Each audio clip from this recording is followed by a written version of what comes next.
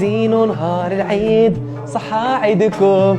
4 اغرب اسامي تاع كاطو جزائري والرابع شوكي الكلاسيك. معنا اول نوع في لا ليست تاعنا واللي هو الشوارب المناعي. مسكين المناعي هذا ما فيش الذنب تاعو حتى سماو الكاطو على شواربو. الاكله هذه مشهوره بزاف عند الناس واد سوف. تحيه كبيره للناس واد سوف.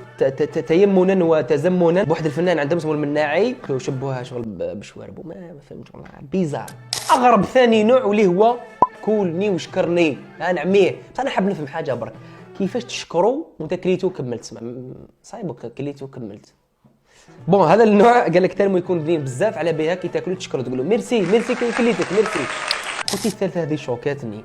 وذنين القاضي ما فهمتش. قال لك ما عندناش علاقه بوذنين القاضي، ما ديرناش مشاكل مع الدوله، حنا نحترموا الدوله ونحترموا الناس اللي يخدموا عند الدوله. قال لك هكاك سموه صاي عشوائيا. ناض شاف قاضي فايت قال اسمع سميها ودين القاضي. كون فات كانش ماسو كون سميها ودنين الماسو. هذه ما عندهاش علاقه بالقاضي. حنا هذه نقولوها قريوش. حنا عندنا في الشق الجزائري قريوش.